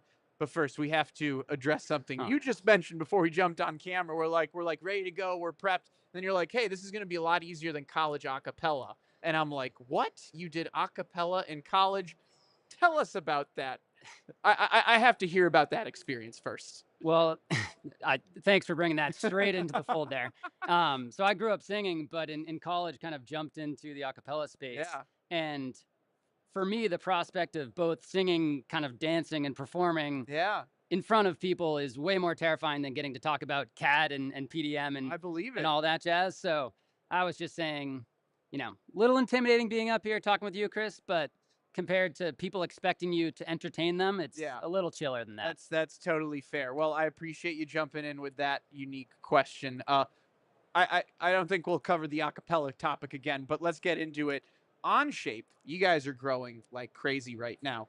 In simple terms, why are you growing so fast? And then I'll frame it up a little in terms of Manufacturing Happy Hour. We talk about topics as if we're having a beer with one another, right? Yeah. More casually, more approachable. How would you describe what Onshape does in general as well, if you're having a beer with someone? Yeah, maybe to just add a little context for what Onshape is. So for those who are familiar with kind of the engineering design space, CAD, computer-aided design, been around since the 80s, 90s. SOLIDWORKS has been the major player in industry for a long time. Some of the founders and leaders of SOLIDWORKS actually broke off to create Onshape in about 2010, 2012. And the goal of Onshape was not necessarily to make a new SOLIDWORKS and put it in the cloud, but to provide the same stability and ease of use from a design perspective as some of those legacy tools, while unlocking a lot of the collaboration and speed advances of cloud products, right? You talk to a student graduating from college, they don't do problem sets and presentations with files. They do it in the cloud. They do it collaboratively. So it's all about unlocking that new workflow for the next generation of engineers. Oh, it makes a lot of sense. If I could ask, what verticals, what industries are you focused in right now? Really good question. Similar to other CAD tools, we really do span basically any industry that has to build and manufacture a product. I would say recently, and related to this event, there's been a huge explosion in robotics development, particularly around AI robotics. So that's been both a huge area of growth for Onshape and investments. And I would also say, as there's this demand for AI, we also need to build the infrastructure to power it and support it. So we've also seen a huge amount of growth around the racks, the servers, the floors, the structures that go into those AI data systems. So that's been a big area of growth as well, particularly actually going back to robotics. And one of the major sponsors of this conference is NVIDIA. We've been working closely with them to integrate Onshape and the design workflow into IsaacSim for robotic simulation, trying to tighten that loop between the mechanical world, the robotics world, the simulation world. Yeah. Well, maybe another question, like specific to your role as a principal technical services engineer. If I have my research correct, you've been doing like pre-sales engineering around Onshape for like the past year or so. Past 5 years actually. Past 5 years. Okay. I was so you've been on the tip of the spear even longer than I thought. Fair. So I was briefly working in industry using SolidWorks, using SolidWorks PDM, but my role with Onshape and PTC has been introducing Onshape to new companies. Yeah. And as you'd imagine, CAD for many people, it's like a religion, right? Yeah. So there's this inertia to overcome. But the biggest challenges people often cite is around data migration. And frankly, that's something that AI is making easier and easier. Yep. But at the end of the day, it comes down to helping convince people that there is a better way and that it's worth, navigating that learning curve towards it. Yeah. And I think with AI, a lot of companies, a lot of engineers are coming to terms with the fact that there is going to be this digital transformation, and that if they don't start to adopt new tools and new workflows, they're going to be left behind. Yeah. So even though, at our core, we're not directly moving people into an AI native world, it's an opportunity for them to start to improve the infrastructure that they're working on. Yeah. No, fair point. And for the non-CAD people out there, yes, CAD is absolutely a religion for those that are into it. It is hard to get someone to convert, to draw a parallel. Let's say that. But it's interesting that the AI boom has also opened up more people on Onshape's architecture. For example, like how is Onshape thinking about the automation of complex mechanical design workflows? Yeah, that's a really good question. I've seen some of your podcasts covering how AI is integrating in the manufacturing space. Curious, have you dove into much like where AI is working with CAD, some of the text to CAD apps? Like how much have you dove into this? Funny enough, I am just starting to with PTC. So I think very relevant to this conversation. But yeah, let's assume I'm where a lot of people are, right? Where a lot of folks out there listening probably haven't dove in as far as they could yet. Yeah, it's a really interesting time for the CAD design world and AI, because one of the big gaps that these large language models have is around spatial reasoning, understanding the relationships that go into a complicated CAD model. So we've seen a huge boom of startups with, text to CAD workflows and trying to go fully agentic from that initial prompt. Yep. Our approach to this point has been to open up the access points for AI in terms of continuing to improve our REST API and letting these hooks kind of tie into the design world. But one of the big advantages we have is our feature set's actually fully open source. So we publish the Onshape sketch and fillet and extrude feature every 3 weeks when we update. And you can use those building blocks, which is a text-based language, to generate your own internally distributed CAD features, first-class native features. So our approach has really been opening up the gates to this text to feature to CAD workflow. Rather than having the AI, having the agent drive the CAD directly, utilizing those agents that are really good at writing software, frankly, writing text-based code, and allowing that to create reusable, structured, intelligent features that your entire design team can use. Yeah. So you said text to feature to, what was the last step? To CAD. To CAD. Got it. All right. Yeah. I wanted to make sure the audience picked that up because that felt like a very important part of the equation. It's tempting to try to automate the whole thing, but the big challenge with companies producing a product is just how specific it is, how tightly engineered it is. CAD is all at the margins. Yeah. So we want to give you the building blocks to automate those repetitive workflows, but still allow engineers to really own the details and kind of the fine tuning that makes your product unique, if that makes sense. Well, I appreciate you taking us through where this is going, what the adoption appetite has been like, so to speak. Bit of a personal question for you. What do you love about working at Onshape, working at this next evolution in the CAD world?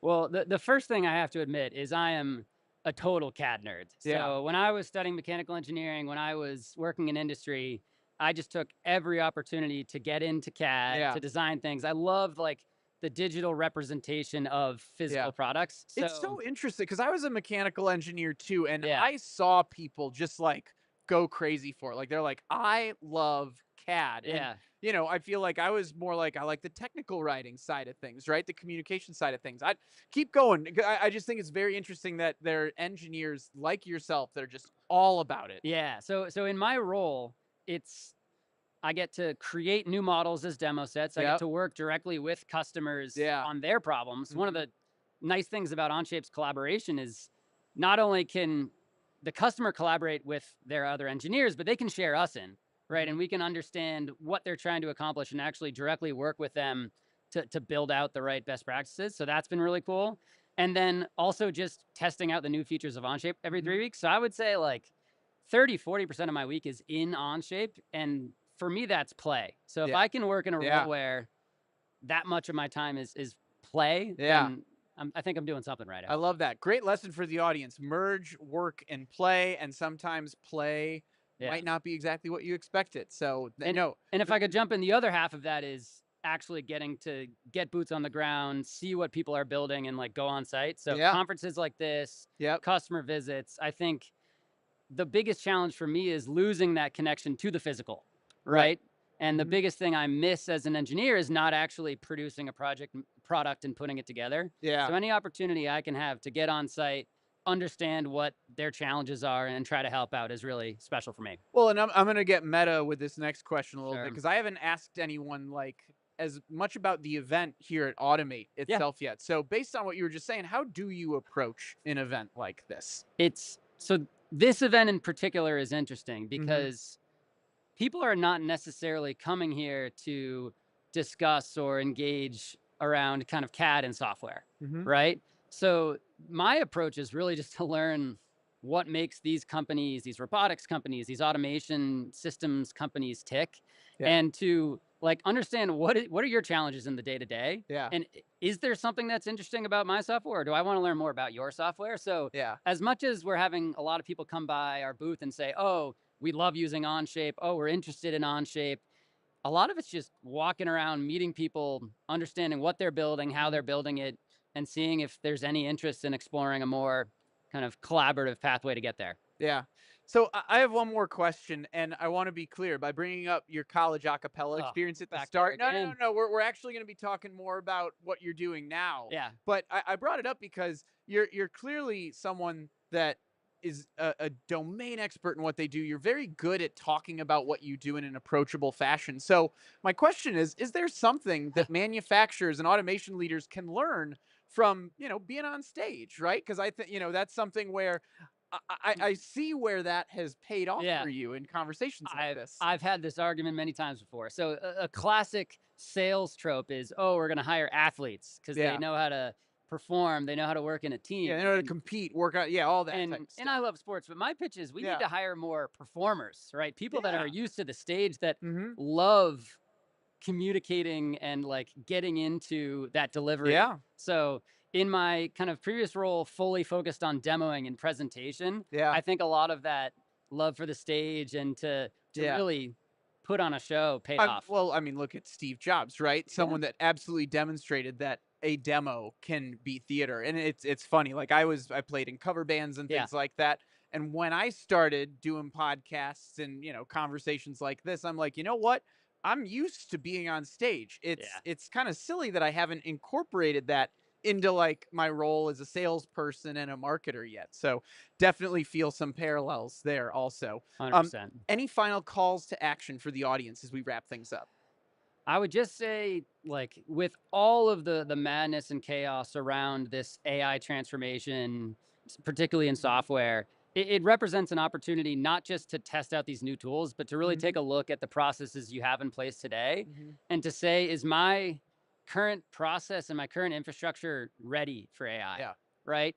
And maybe before we go all the way to AI, we need to prepare our systems for automation. We need to make sure that tools are speaking to one another and really be ready to reap the benefits of the Yeah. agentic world that is to come. Yep, and that's been a common theme across a lot of our conversations so far. People have talked about, hey, if you want to unleash the power of artificial intelligence, you got to get your connectivity in place. You got to make sure your data is ready to go, all that. So I appreciate you bringing that up here at the end, because that really ties into a common theme that I think people are going to walk away from Automate 2026 really thinking about, being like, what do I need to do to make my operation, Onshape ready, AI ready, etc. So with that, Kevin, thanks so much for jumping on Automate Live. Absolutely. Appreciate the time. Cheers. We'll be back with more interviews very soon.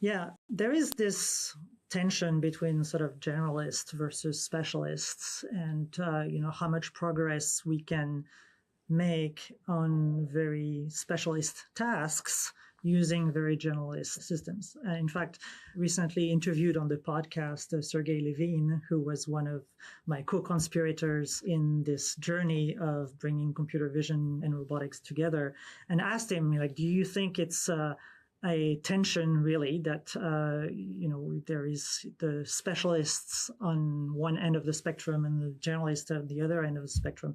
His perspective was that no, that there is very much that we will end up in a place where the generalist systems are also the best specialists. That transition happened in AI, in the sense that it used to be that you build machine learning models for every specific tasks independently, right? For machine translation, for computer vision, for natural language processing. And suddenly we're in a place now with the large language models and large multimodal models where the generalists basically beat the specialists at every task. Or you can turn a generalist into a better specialist with very little fine-tuning, or even just by prompting the model. So that transition has happened in a lot of areas of AI. And the question today is, are we going to see this transition happen in embodied AI in the same way? And what will it take for that transition to happen? A lot of people are making the bet on it's really just a matter of scale. So we need more data, and we need more scalable ways of collecting data. We'll see if that's true. There are also a lot of bets on simulation. Like, can we do a lot of simulation and generate a lot of data in that way? I think the jury is still relatively out on what will win out, and if we're going to be in a place where specialist systems are going to be much better than generalists for a long time. But that question is a very important scientific question to be answering for the future of robotics.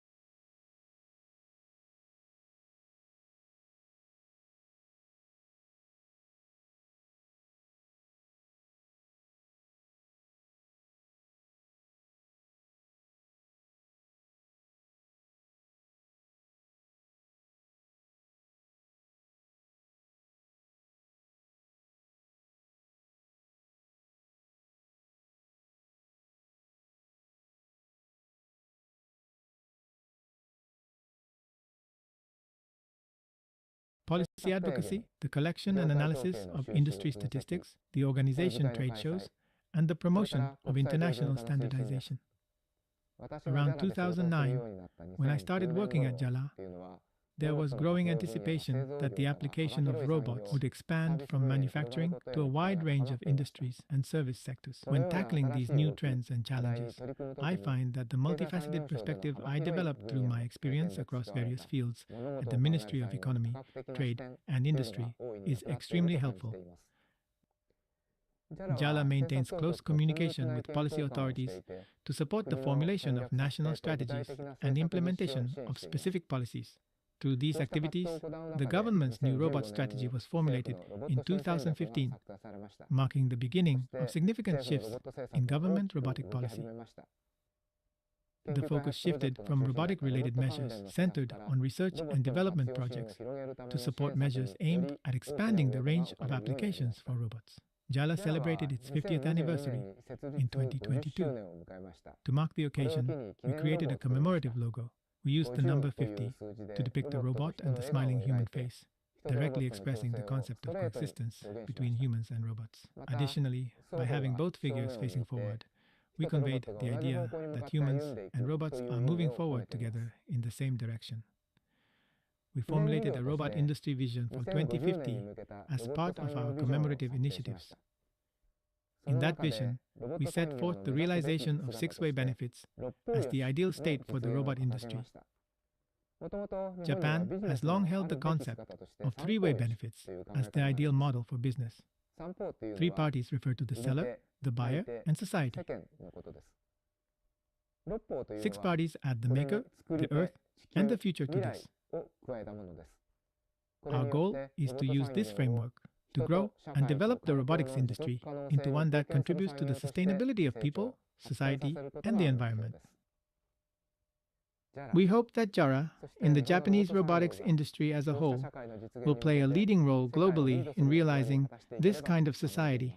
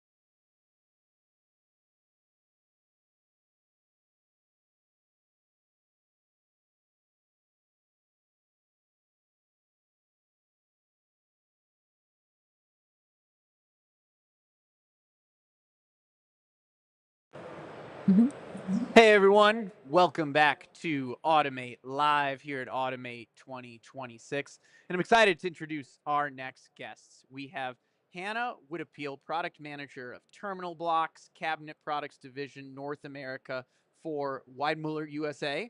We also have Marta Asack, Senior Vice President of Power Products North America for Schneider Electric. And for anyone that did a double take, this is an important collaboration that, you know, I'd love to hear it in your own words as to how this came about. So, you know, Hannah, let's start with you, and then Marta, it would be great to hear your thoughts on it as well. Yeah. So we as Weidmüller, we were super excited to, have a partner in Schneider Electric. Two global players, both been around for over 100 years, and it's just very exciting to have someone like Schneider Electric to accept our, the snap-in technology and see the value in it and appreciate it. So I'll let you speak to it too. For us, as we continue to innovate products, we're always looking to solve customer pain points and bottlenecks. And wiring is actually one of those. And so Snap-in is a great opportunity for us to solve for that bottleneck. And so that's the partnership. And we're super excited that we're able to bring that product to one of our TISA series. Yeah, well, let's dig into that pain point, because that is, you're solving a pain point around panel building. So what is the biggest time and quality pain in panel building today? Hannah, if you could lead us off on this one. Yeah, sure. So a typical termination point, especially when you're looking at a conventional screw connection, for example, takes a lot of time to tighten. So you have to tighten the screws, then you also have to torque it to manufacturer spec, and then you also have to document it. So that all takes a lot of time, which, nobody has anymore. We all are, tasked to increase our throughput and get panels out the door.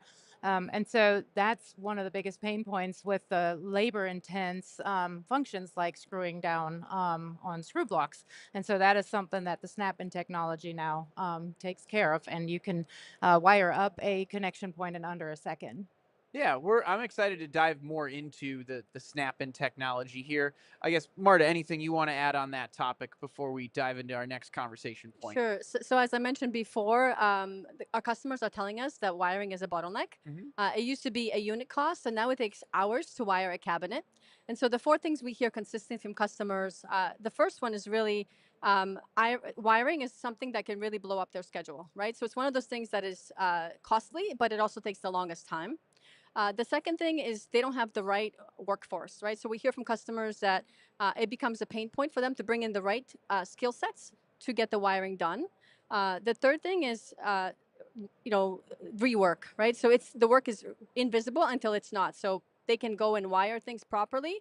They pass factory tests, but then the minute they ship into the field, sometimes 6 months later, those connections fail. And so for us, that's another one. And then the fourth one is it's no longer about the price of the component.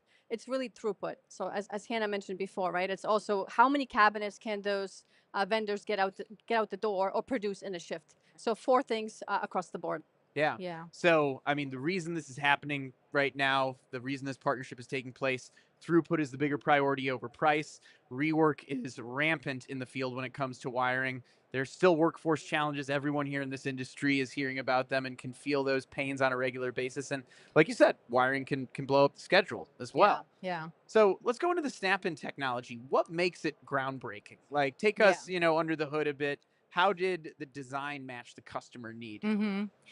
Yeah, so I mean, first of all, it is the time saving. That's the biggest game changer for it.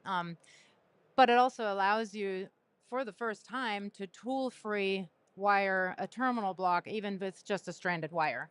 So before, there were other technologies, like, for example, push-in technology that allowed you to do tool-free wiring, but you would have to have a ferrule on that wire or have a solid wire in order to terminate it tool-free. And so now with snap-in technology, you can accelerate that even further, but also keep the wire prep to a minimum. So all you have to do is cut and strip a wire, and then you can directly terminate it. So that is one of the biggest factors. But then on top of that, we have a ton of feedback built into that technology. So there is a pusher. We call it a pusher. It's green, and you can see it here on that little prop here as well.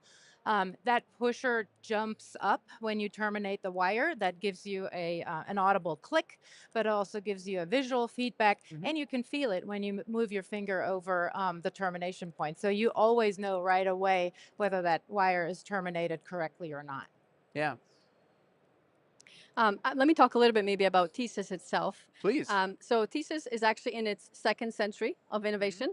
Our first contactor launched in 1924, and since then we really redefined the platform over and over again, solving for those customer points. Our enclosed motor controller launched in 1935. We launched our first modular contactor in 1973.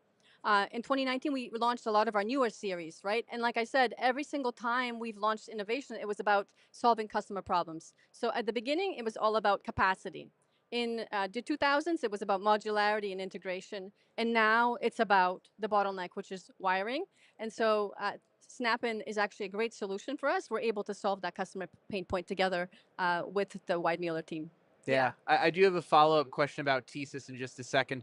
One more thing we should probably cover on the Snap-in portion. Is this available across all products? Like, which lines have like this tool-free connection technology now? I want to make sure we capture that too. Yeah, so there's multiple different product lines in our portfolio right now that offer that Snap-in technology. We actually started out with our heavy-duty connectors that implemented that, but then we also moved on to PCB connectors that come with the Snap-in technology.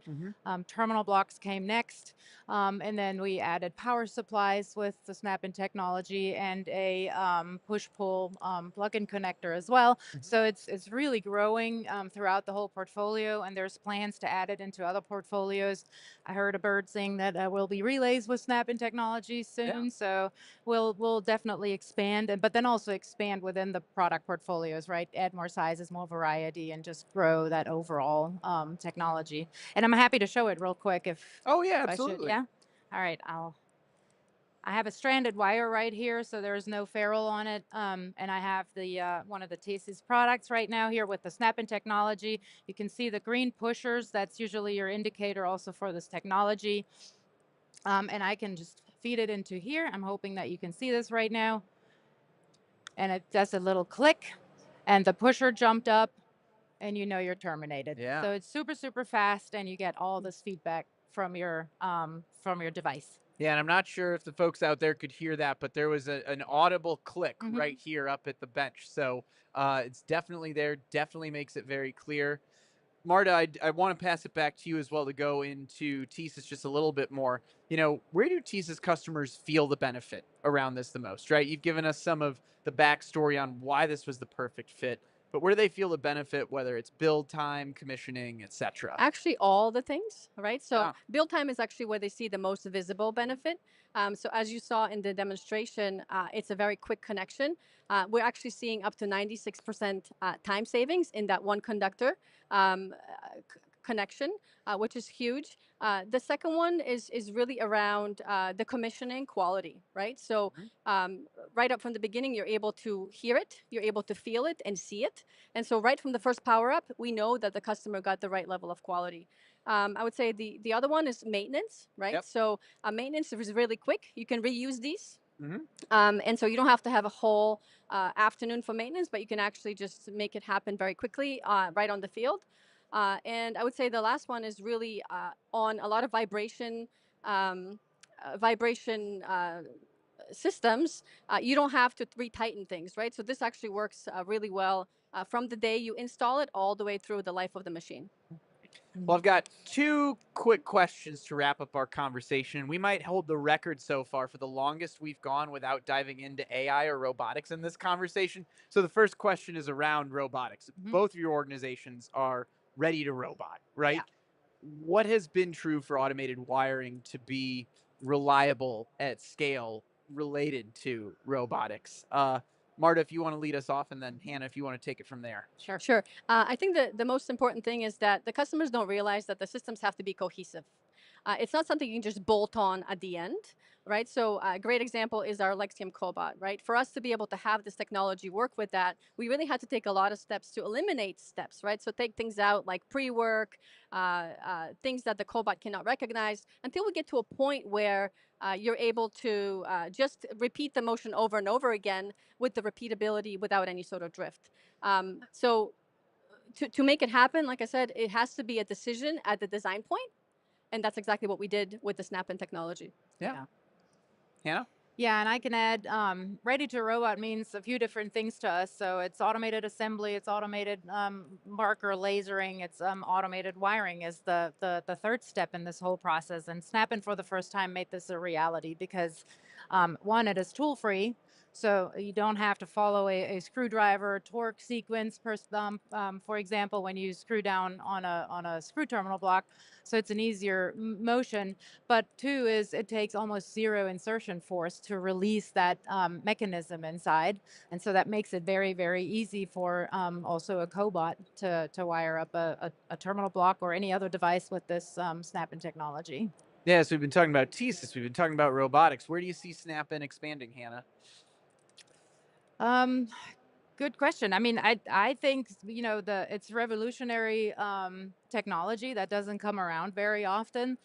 So I think it's going to expand tremendously in all kinds of industries that will accept, you know, or that have accepted the challenge of increase their efficiency. And so I think there's going to be a tremendous growth in all kinds of different industries that want to take their builds into the next century, right, and be ready for the future.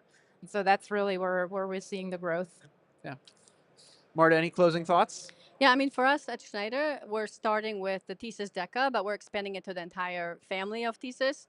But beyond just TSYS, right, the whole category is evolving. We're going from motor management to load management, and customers really want to have a lot of connected systems. And I think with the Snap-in technology, you get your efficiency, you get your reliability and automation readiness, which really works in that same direction. So I think there's an opportunity to continue working with Weidmüller as well to expand that as well. Yeah. Well, Hannah, Marta, thank you both for jumping on stage here at Automate Live this afternoon. I think this is the perfect type of conversation to be had here. It demonstrates what A3 and this event is all about, right? The type of collaborations that come up that have clearly, from this conversation, I hope everyone out there has picked this up as well, has created a win-win for both of your organizations. So thank you so much for being a part of Automate Live. Yeah, thanks for having us. Of course. We'll see you back with more interviews soon.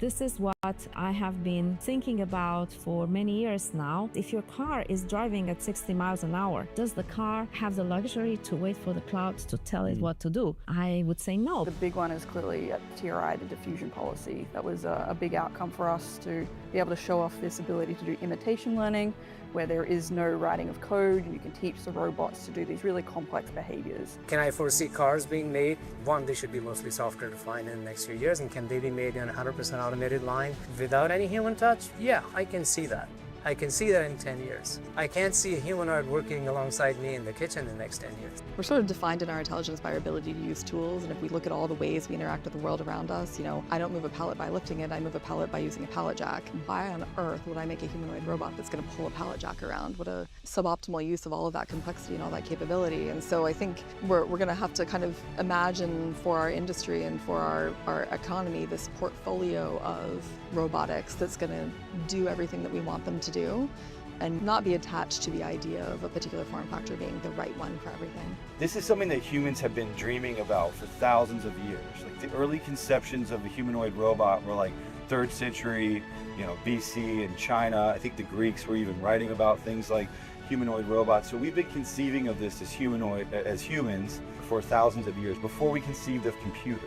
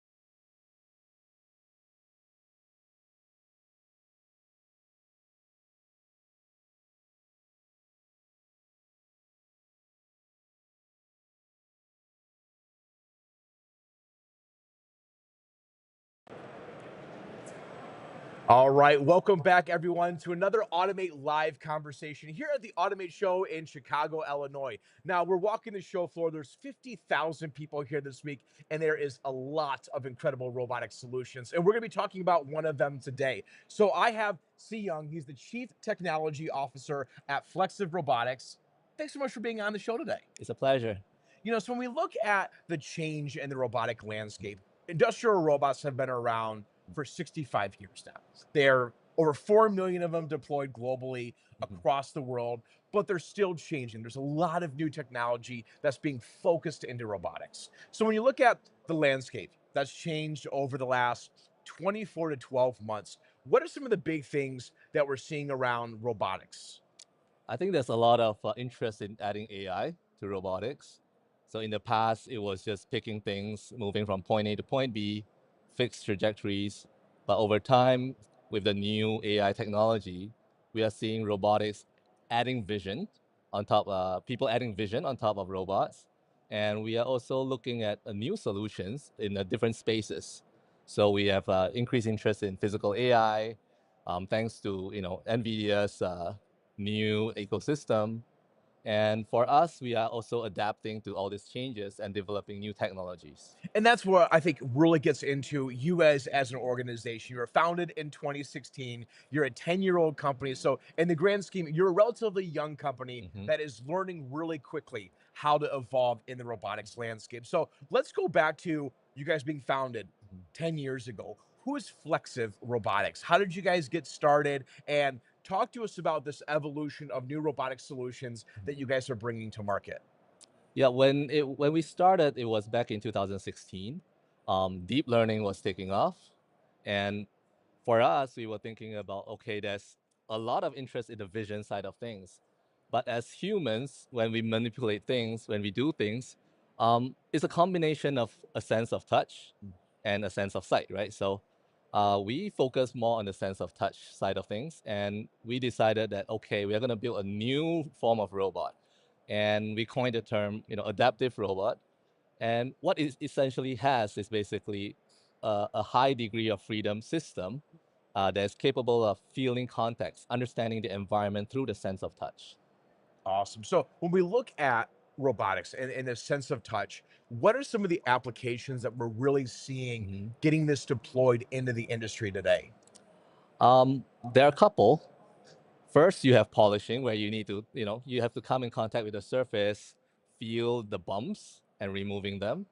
There is connector assembly, hyperscalers, AI data centers. There's a lot of applications, a lot of opportunities out there. Putting connectors together. With the rise of EVs, cars are getting digitalized. There's so much more cables running through cars. And all these are new challenges to automation. And we are very interested in that space. Well, when I look at a lot of assembly out there, you look at across all manufacturing, less than 1% of all assembly being done is done by robotics today. It's a very small amount. And a lot of that has to do with because our hands have a lot of dexterous feedback, right? There's nerves all over the place. And in order to do complex assembly, to do that polishing, to do that really unique stuff, feedback, real-time feedback is critical to making a lot of these processes successful. So when you're going out there and you mentioned polishing being one of them, it's not just simply bringing a point of contact and applying an abrasive or a buffer wheel to it. It's the amount of force that's being applied to that. And so you've taken that system and built that right into the hardware of your adaptive robot solutions. Yeah, we are trying to give robots a sense of touch so that you open up the space of solutions so that robots are more capable, more solutions can be automated, and more applications can be done. And that's what we are interested in. So you mentioned earlier about the partnership that you have with NVIDIA and going forward and growing that. Why does that matter in the industry? I mean, everyone knows who NVIDIA is today. That partnership that you guys have, they bring a lot of that physical AI, a lot of the ability to do thousands of simulations really quickly, and then be able to then to take those simulations and deploy them from that physical AI world into the world today. Talk to us more about those partnerships. How are you leveraging that technology? So there are two folds. Firstly, we are interested in simulating the process before applying it or deploying it in the actual factory. And we have done so by doing a lot of simulations beforehand using NVIDIA's Isaac Sim. And the second thing that we are interested in is really to provide a hardware platform with multiple sensorial, feedbacks, be it the sense of touch or the vision or auditorial, so that developers can bring in their know-how, be it AI or physical AI companies, and combine it with our hardware to develop innovative solutions. So when we look at the hardware side and the software side, are those still two separate focuses, or do we see it becoming a more embedded and closed solution? Is hardware and software really this separated platform and solution, or has that really become truly together and interoperable and agnostic together? Yeah, I think the main question to ask is the solution itself, right? It's not really a hardware or software. Are we solving the problems? It could be pure hardware, it could be pure software. But at the end of the day, we want to create value for customers, solve their problems, and that's what we are interested in. Fantastic. So when you look at the manufacturing space today, what do you want, what tasks, what problems do you want to see solved in the next 5 years? If we were to sit back at Automate Live 2031, and I come back to you 5 years later, we sit down and say, okay, what has been solved when it comes to adaptive robotics? What has been solved when it comes to physical AI being able to be integrated in these processes? What do you want the industry to look like? I will hope that a lot of cable connection tasks will be done. Assembly tasks, fully automated. It's a challenging direction, but I really believe that the whole community will reach there. What are some, so when you look at partnerships, for example, partnerships is a big thing for you guys, being able to take the solutions that you're bringing to the market with Ryzen and Moonlight. Why do those partnerships matter so much to be able to deploy these robots at scale? I think that's the other big thing as well. You can create really cool solutions, but to be able to deploy them at scale is oftentimes difficult. How are you leveraging deploying those into the industry? So we have different partners who focus on different pockets of industry, and they know the in and outs of the industry. What are the challenging problems to solve, how to solve them, what are the knobs that I can turn in the manufacturing processes. We would like to partner with all these people. We have the technology, but we need to know what are the questions that we need to answer. And most of the time, the synergy between both sides will lead to very innovative solutions. And that's how we operate in different industries, be it medical, manufacturing, or healthcare. So I want to dive into that. So it's not just manufacturing, there's other industries as well. Are we seeing the technology that's built behind your solutions, is that able to cross over to different industries quickly, or are you seeing a new approach between manufacturing and medical or food? How does that get deployed across industries? Yes, that's a good question. We have a lot of partners, and for example, for food industry, we have this application where you are shaping a fish stick as it goes along the conveyor belt. Okay. And they know the process. For us, we are providing a platform. And because there's so many tools out there, it's getting easier to develop solutions. And a good solution really depends on how the individual reliability of the modules are. And that is where, for us, we spent years building our robot, getting it to where it is today. Very reliable, very performant. So you guys are exhibiting here at the Automate Show. You're in booth 2844. So if you see this, you can go back to the booth and check it out. If people were to go and tour your booth, what are some of the solutions and demos they're going to be seeing on the show floor this week? For Automate this year, we are happy to partner with Generalist and Industrial Next. They are providing some physical AI solutions.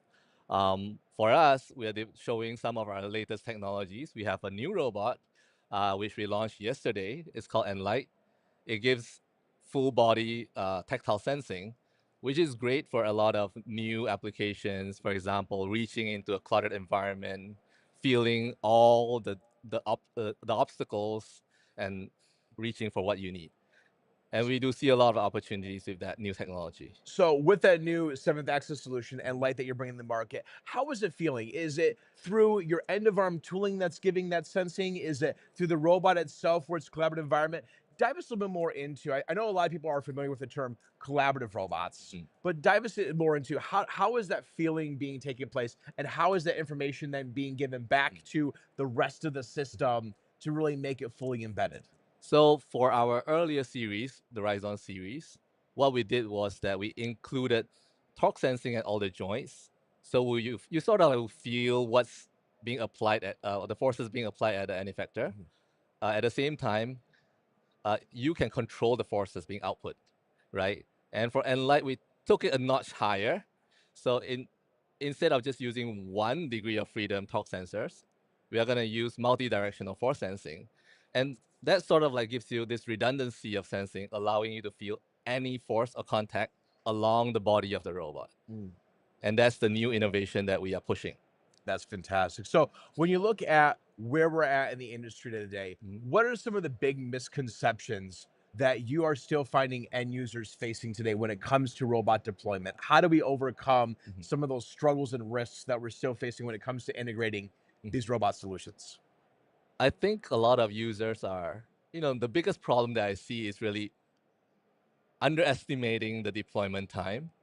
And if you are really interested in deploying a solution, it has to be 100% complete, 99.99999% reliable. And those are the requirements from the customers. Yeah. And a lot of times people are, reaching 70% and pushing towards 80. The time taken will be longer and longer. And for us, we have been, doing deployments, and apparently using force control does help a lot in solving issues like that. Fantastic. So as we wrap things up, what is something that's not talked about enough in the industry? It could be directly related to what you guys are doing at Flexiv Robotics. It could be around physical AI. It could be partnerships. What are some things that are not talked about enough in the industry today? I think there are a lot of advancement on AI, but there's not enough conversation around how capable the hardware is to support that platform, right? A good AI needs a good body, right? And for us, we really want to, get our robots out there with different partners, show them that, okay, there is, with force control, with vision, with a lot more sensing, you can have a richer sensorial feedback, and that would help you in your applications. Fantastic. Well, Xiyang, really appreciate the time. Thank you for sharing about the growth that Flexiv Robotics is doing. Congratulations on your new product launch as well here at Automate. It's really exciting seeing new products and solutions coming to the market. And of course, if you are here at the Automate show, you can go see Flexiv Robotics live in booth 2844 as well. But until then, I'm Jay Call, the manufacturing millennial. Xiyang, thank you so much for joining us today. Until then, we'll see you guys later for some more Automate Live coming up. Thanks.